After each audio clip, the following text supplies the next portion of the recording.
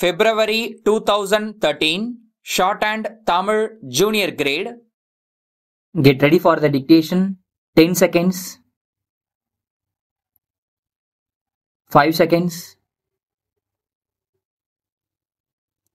Start. தலைவர் அவர்களே, அன்புள்ள பெரியோர்களே, ஆசிரியர் தினத்தை ஒட்டி நடக்கின்ற இந்த விழாவிலே பங்கு கொண்டு எனது கருத்துக்களை கூற வாய்ப்பினை நல்கியதற்கு என் மனமார்ந்த நன்றியை முதற்கண் தெரிவித்துக் கொள்கிறேன். நமது போற்றுதலுக்குரிய முன்னாள் இந்திய குடியரசு தலைவர் டாக்டர் ராதாகிருஷ்ணன் அவர்கள் பிறந்த நாளையே நாம் ஆசிரியர் தினமாக கொண்டாடி வருகிறோம். வழக்கமாக இந்த ஆசிரியர் தினத்தை ஒட்டி கல்வி நிறுவனங்களில் விழா நடத்தி ஆசிரியர்களை பாராட்டுவார்கள். அவர்களுக்கு நன்றி கூறி கௌரவிப்பார்கள். ஆசிரியர்களை நேரில் சென்று வணங்கி ஆசி பெறுகின்றவர்களும் இருக்கிறார்கள். எழுத்தறிவித்தவன் இறைவனாவான்.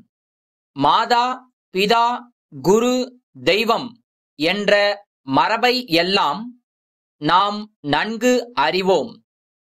புனிதமான ஆசிரிய பணிக்கு எடுத்துக்காட்டாக விளங்கிய ஒருவருடைய பிறந்த நாளை ஆசிரியர் தினமாக கொண்டாடுவது ஆசிரியர் தொழிலுக்கு பெருமை சேர்ப்பதாக அமைகின்றது என்பதை எல்லோரும் ஒப்புக்கொள்வார்கள்.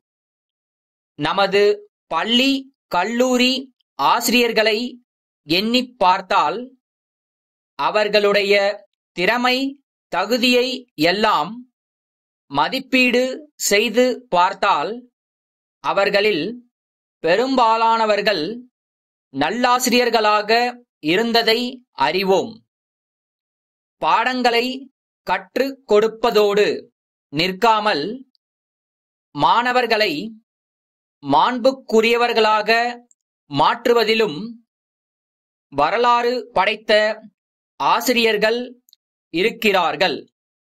அத்தகைய ஆசிரியர்களுக்கு அவர்களது மாணவர்களும் சமுதாயமும் நூற்றாண்டு விழா எடுத்து பாராட்டுவதும் நடக்கிறது.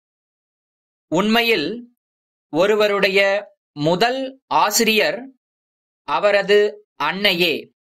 மொழியை, பழக்க வழக்கங்களை, பண்பாட்டை மற்றும் ஒழுக்கத்தை கற்றுக் கொடுக்கின்ற அன்னையே முதலாவது ஆசிரியர் ஆவார் என்பதில் ஐயமில்லை.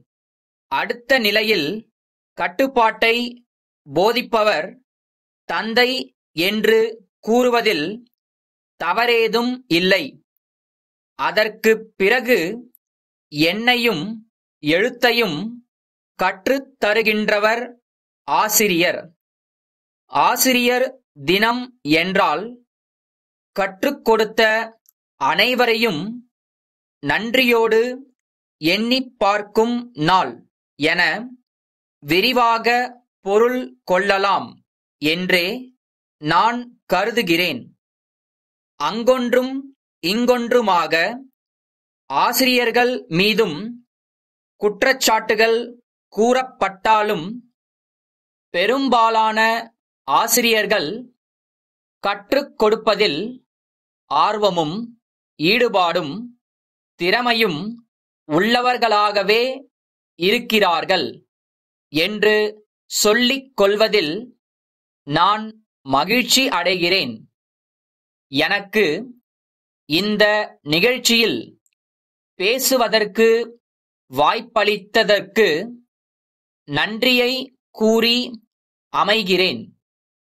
மதுரையில் உள்ள வழக்குரைஞர் ராமன் பழனியில் தெற்கு ரத வீதி 4ஆம் இலக்கமிட்ட வீட்டிலிருக்கும் பாலன் என்பவருக்கு விடுத்த அறிக்கை.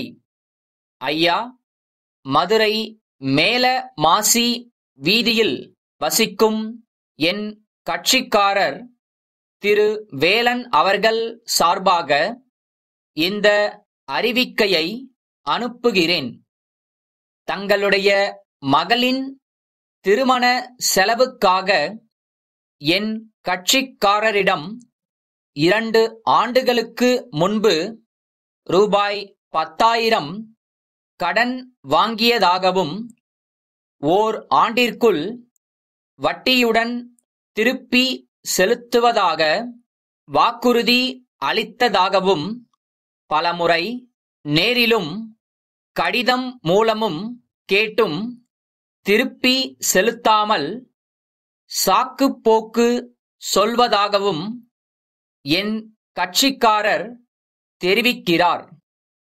ஆகவே இந்த அறிவிக்கை கிடைத்த 15 நாட்களுக்குள் கடன் தொகையை வட்டியோடு சேர்த்து என்னிடமோ அல்லது என் கட்சிக்காரரிடமோ செலுத்தாவிட்டால் நீதிமன்றத்தில் வழக்கு தொடர்ந்து செலவுத் தொகையோடு வசூல் செய்ய நேரிடும் என்பதை அறிவுறுத்துகிறேன். தங்கள் உண்மையுள்ள